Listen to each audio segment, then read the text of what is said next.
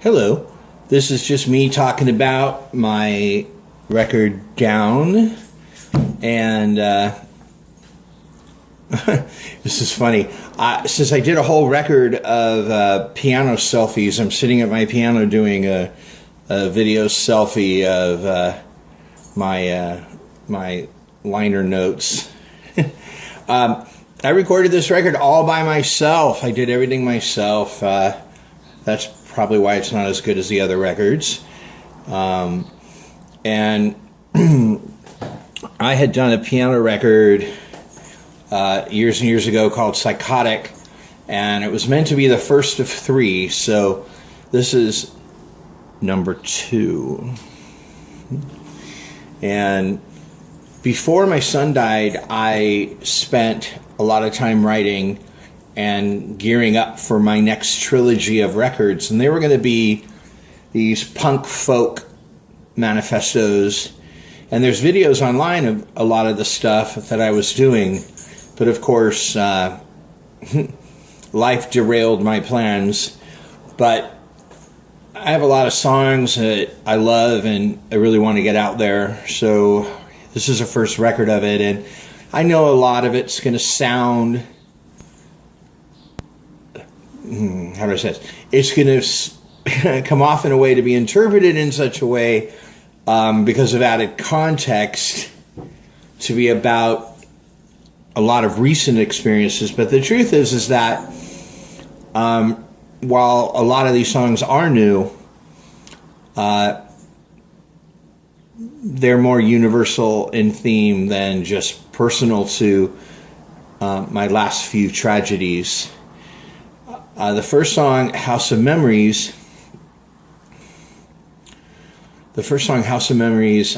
is a Merle Haggard song that I have been toying with since I was 18, when it was brought to me to record back then.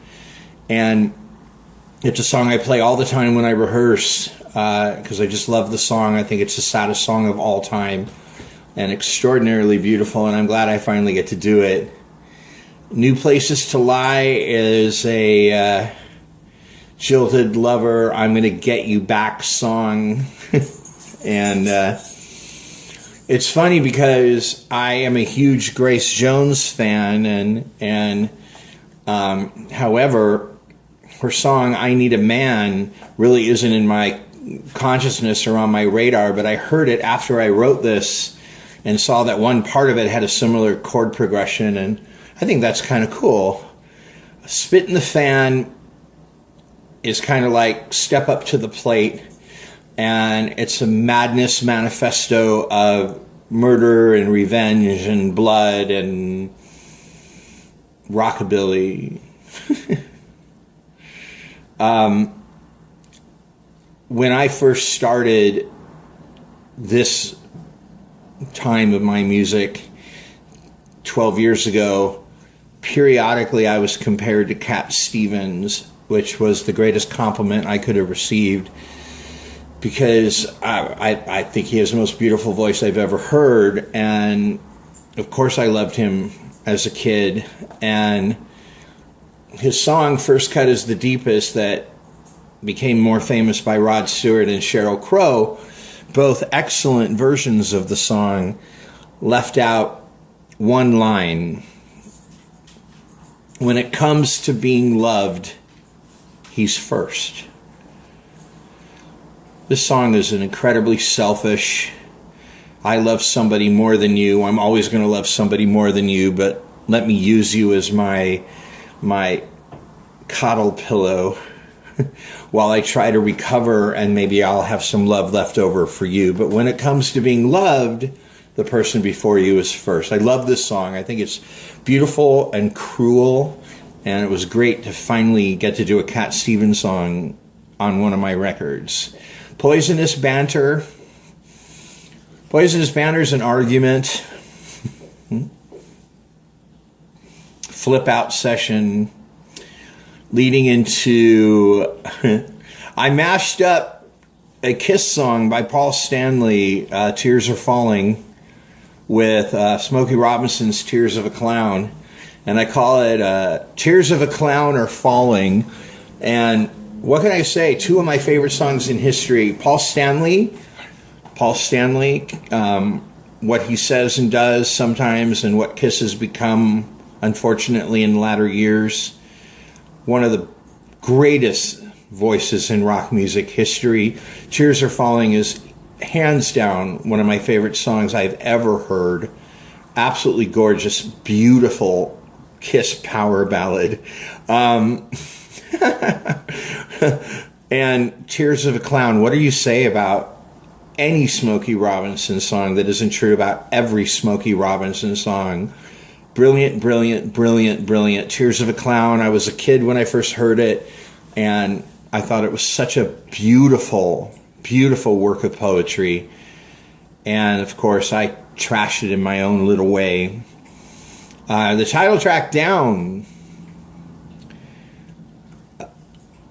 The ultimate, I kept trusting you and you kept leaving me song.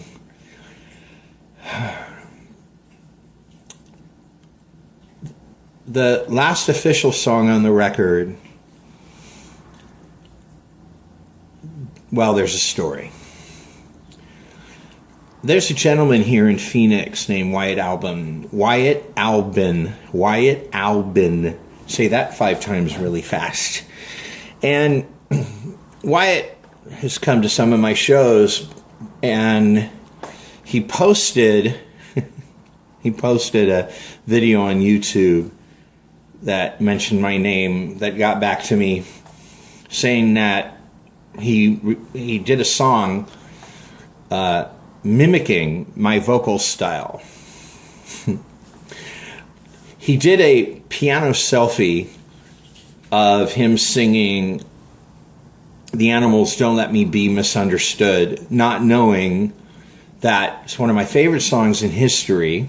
It's something I've toyed with for years. And I love the disco version. I'm sorry. What was that band called? Saint Esmeralda? Loved it. Loved it. Crazy. I drive around listening to the Studio 54 channel on Sirius Radio, and it comes on, and I'm a little girl again.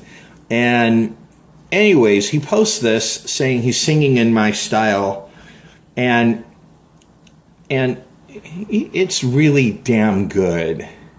Good-looking guy, phenomenal song choice. I sound like I'm judging American Idol. Good-looking guy. You picked the right song for you, Wyatt. And his vocals really spoke to me. I thought, if that's how I sound, I'm pretty good. And he sounds great. I love his videos. I hope you check them out. Wyatt Albin. Wow. I made sure I wrote it down that I wouldn't say it wrong. Wyatt Albin. Wyatt Albin. It says it right here. Of course, I can't see it. Anyways, you'll find it on YouTube. Give him a lot of hits. He deserves it. But the reason I'm bringing it up is because I had done a piano vocal record, and I wasn't sure when and if I was ever going to get back to doing another one. This really inspired me. I looked at the piano selfie. I've seen all these selfies on YouTube, and I've never done one.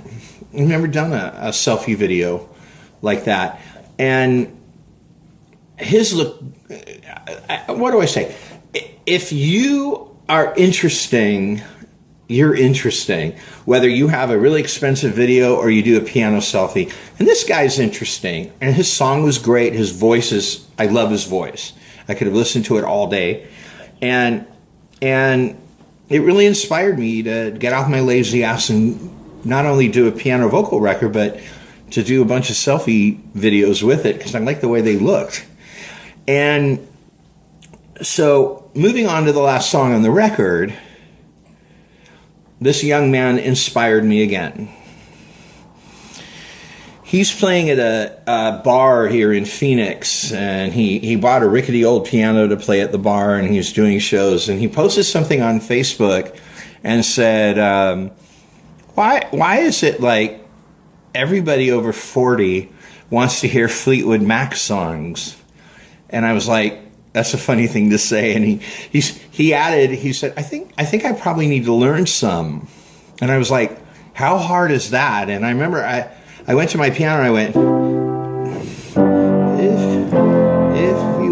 if you wake up and don't want to smile, if it takes us a little while, open your eyes and look at the day, you'll see things in a different way. Don't stop thinking about tomorrow. Don't stop, it'll soon be here. It'll be better than before, 'cause yesterday's gone, yesterday's gone.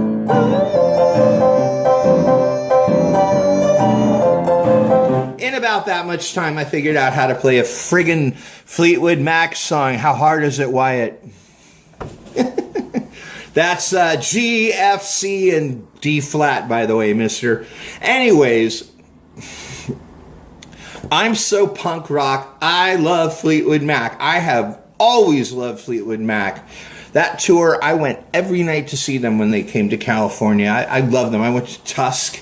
Oh my gosh, I love Tusk. Don't get me started. Anyways, a friend of mine teased me recently about how I always bag on ballads, especially power ballads. And I said, you know, they're only power ballads if they suck. That's why I was kidding about the Kiss song. If they're great songs, they're great songs. They don't fall into the category of manufactured in an office power ballad for sagging superstars. So Chrissy McVie wrote Songbird, easily one of the prettiest things I've ever heard. And I play piano, man. When I'm alone, I play Chrissy McVie. And